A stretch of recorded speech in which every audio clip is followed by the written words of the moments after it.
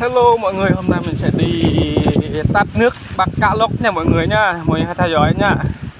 Đây anh em mình chuẩn bị đi tát nước Bắc Cạ Lốc đây mọi người. Hoàn quay bước luôn hả? Đây mọi người nha. Ở đây thì cân núi luôn này mọi người.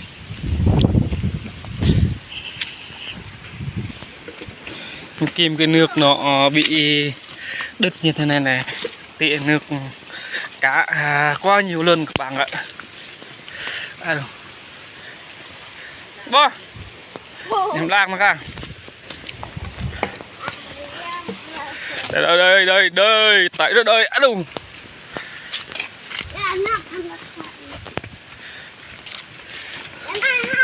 đây này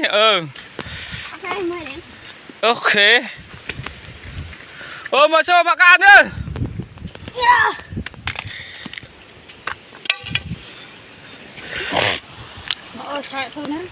sẽ thử xài lên rồi xài thôi luôn cái này nè sẽ này nó phải là xài này thôi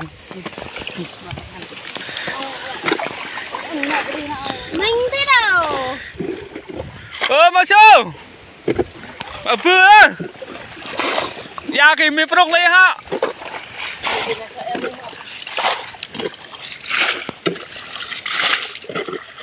mà sao mãi thôi nè lực điểm nè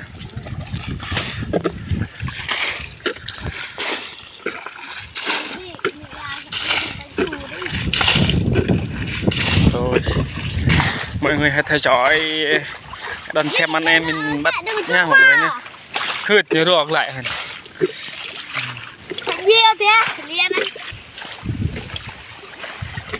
mà mạ là sốc à nhìn vậy thôi chỗ đây này cá nhiều lắm đây mọi người đây mà mạ lâm ngồi tư hả em lạ mình đâu có biết đâu mà đấy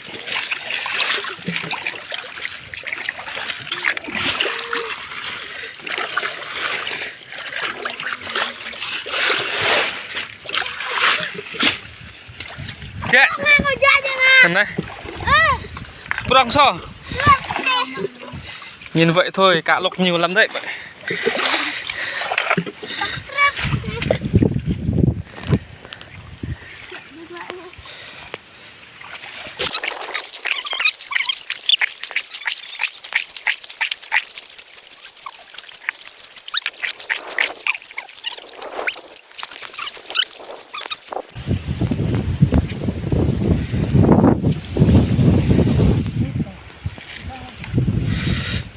của mình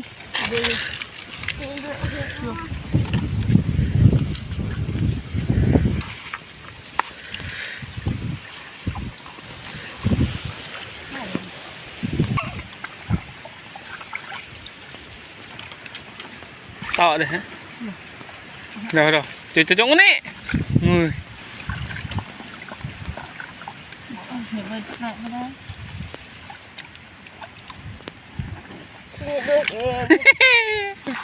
tao họ đây mệt này ăn được chưa đấy đã chưa to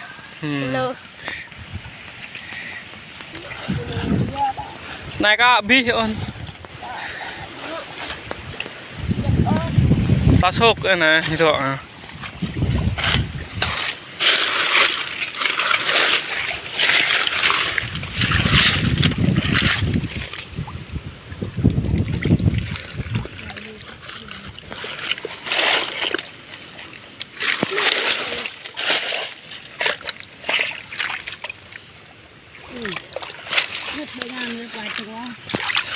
sai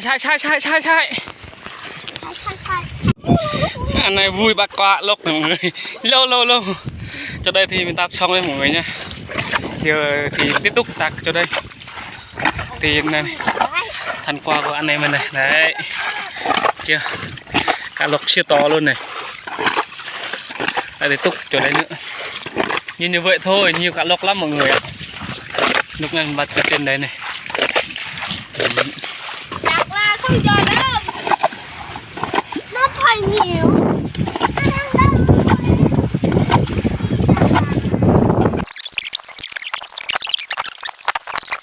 Đấy. Nhìn mình nhỏ con thôi đặt nước khỏe lắm. Gọi này đây. Ôi, đây hoàn rồi đua đây. Ô, đây đầu cá to, cá lóc chưa to, bắt đi. Đấy. Trường thế. Đấy. Đỡ là măng hey, tắt đấy cái nhá. Cho ta lên này.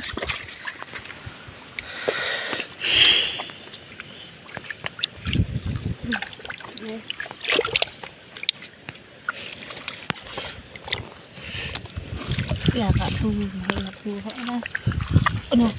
Nè anh cháu ơi. Nè cự.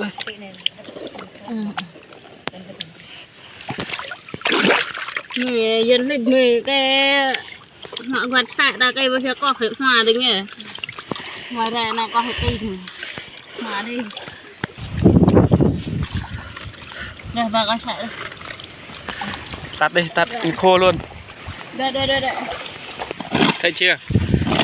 Đâu. À đâu, thằng này. Lệ vẫn con thôi không có từng.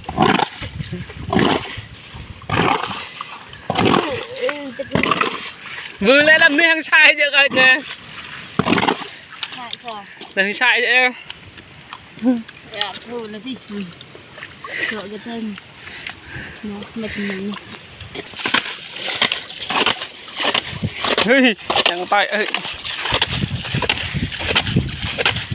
Không cần nuôi.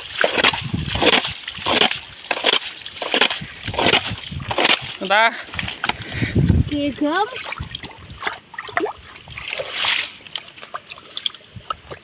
hoặc là măng này Hoàn. Này Hoàn, này em làm màu với anh nè. Nè. Chặt này. Chẳng heo ya vươn. Heo sỏi mà chạy được gần rồi. Chạy Hoan. Thôi mình sẽ dừng lại tại đây nha mọi người nha. Đây mọi người, đây là thành quả của anh em mình bắt tắt nước lúc này nè mọi người nha. Đây, đổ ba đô nha. Từ từ thôi, đấy. Ôi, tí mình nướng ăn nha mọi người nha. Nướng cá lóc cho muối ớt nha mọi người nha. Đấy, toàn là cá lóc siêu to không lô hết. Đây đang nhóm lửa này. Đây to. Ngập rọc mà. Wow, ok. Đây.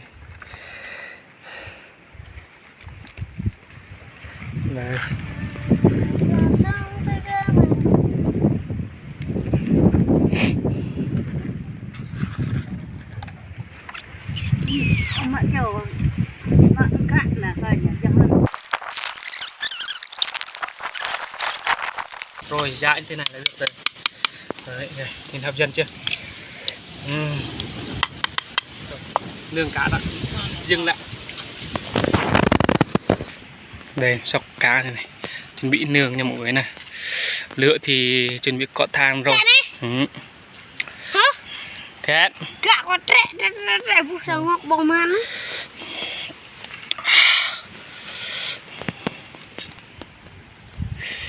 Wow, ngon phết nhỉ. Rồi nướng đấy. Để mọi người nhá.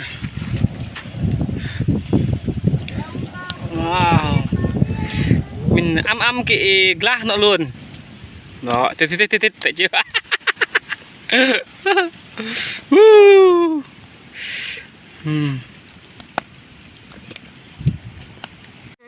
Đây, lửa đã có than đó nha mọi người nha. Đấy. Nướng kiểu đây thì nó giòn rất ngon đó mọi người nha. Thì nó chín điêu luôn đấy.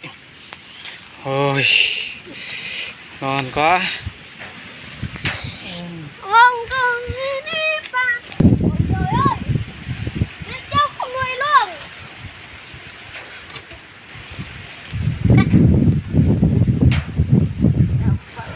Được chưa? Quay con que nó ra rồi lôi ra được kìa. Đây mọi người nè, cho gần nuôi lên nha mọi người nha. Thì lúc này mình bắt cá cho đây này, tát nước cho đây nha mọi người nha. Cho đó thấy nhìn nước như vậy thì cá lóc thì rất nhiều nha mọi người nha. Đây, sắp giọt như đây mọi người. Đấy. Đây thì mọi người. Đủ phê phở rồi đây. Chưa? Ôi trời ơi, cá mình đây. Đây mọi người, cá lóc sắp chín rồi nha mọi người nhé. Gì chín đâu? Nhìn nó giòn giòn rồi mọi người. Tí mọi người theo dõi hai anh em mình ăn nha mọi người nhá. Đây, cá lóc giòn ở đây mọi người. Đã chưa mọi người? Còn khoảng 5 phút nữa. Chờ khoảng 2-3 phút nữa nha mọi người nhé. Cá lóc mình đã nướng xong rồi này mọi người nhé. Đây là mùi ớt của mình nha mọi người nhé.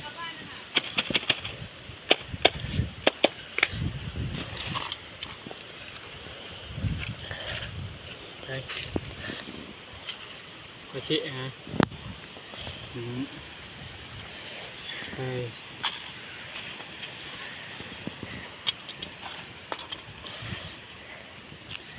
Đu, ngon thế. Đây mình chấm nha mọi người nha.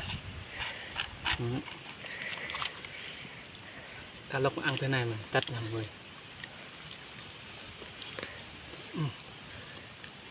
Ngon lắm.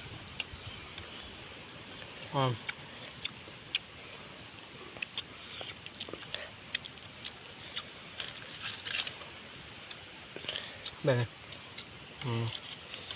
Đây là ớt nha mọi người nha. Đấy. Ngon. Camera thêm là mọi người ạ.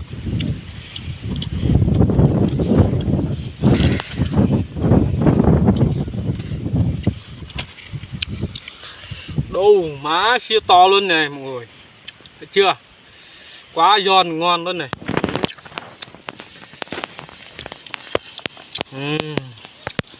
Đây. Wow.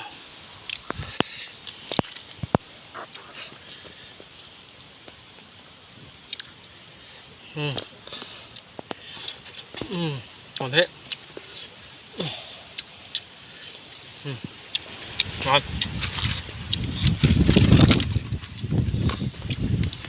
Đây này.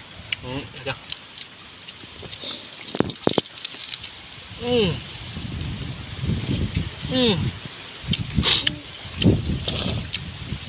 Còn đấy. Cá lóc ăn đúng là cá lóc của nữ đương nha mọi người nha. Ăn thì rất ngon. Thực luôn rất ngon luôn mọi người.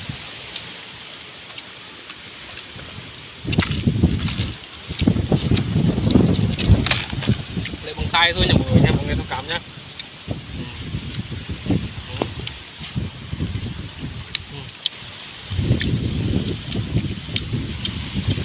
Rồi yên này.